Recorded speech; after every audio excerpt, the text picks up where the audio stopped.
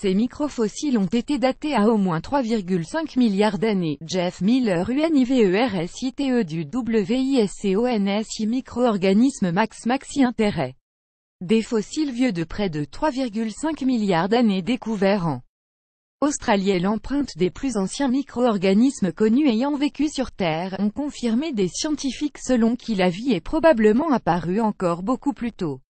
Pour ces chercheurs, les travaux publiés lundi dans la dernière édition des comptes rendus de l'Académie américaine des sciences PNAS laissent aussi penser que la vie pourrait être fréquente dans l'univers, tout au moins sous forme de micro-organismes. L'hiver dernier, une annonce avait été faite sur des microfossiles âgés de 4 milliards d'années, mais la découverte n'a pas encore été confirmée.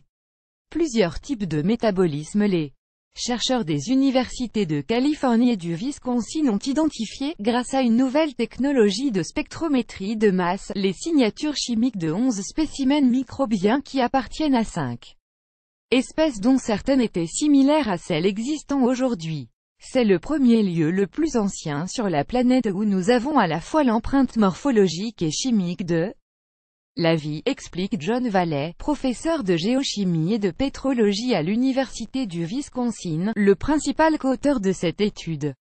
Nous avons aussi découvert qu'il existait plusieurs types de métabolisme et différentes espèces avec des fonctions biologiques différentes. Certaines produisaient du méthane, d'autres en consommaient ou utilisaient l'énergie solaire pour la photosynthèse, précisait-il à l'AFP.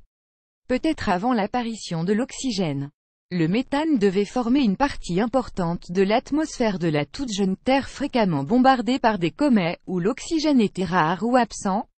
Certaines de ces bactéries, aujourd'hui éteintes, appartenaient aux archées, un groupe de micro-organismes unicellulaires prokaryotes, des êtres vivants unicellulaires sans noyau. D'autres étaient similaires aux espèces microbiennes encore trouvées aujourd'hui.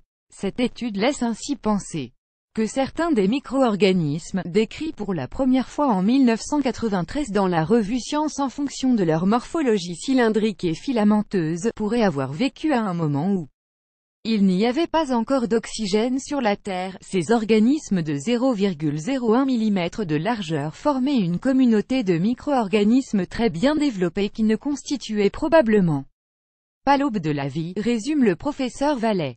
Le fait que différents types de microbes étaient déjà présents il y a 3,5 milliards d'années, nous indique que la vie a dû commencer bien plus tôt sur la Terre, sans que personne ne sache quand, et confirme aussi qu'il n'est pas très difficile pour une forme de vie primitive d'évoluer vers des micro-organismes plus avancés, pointe William Schopf, professeur de paléobiologie à l'Université de Californie, autre principal coauteur de ses travaux.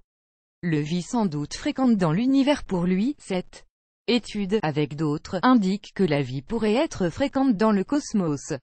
Des études publiées en 2001 par l'équipe du professeur Valley suggéraient que l'existence d'océans d'eau liquide pourrait remonter à 4,3 milliards d'années, plus de 800 millions d'années avant les fossiles décrits dans ces derniers travaux et tout juste 250 millions d'années après la formation de la Terre.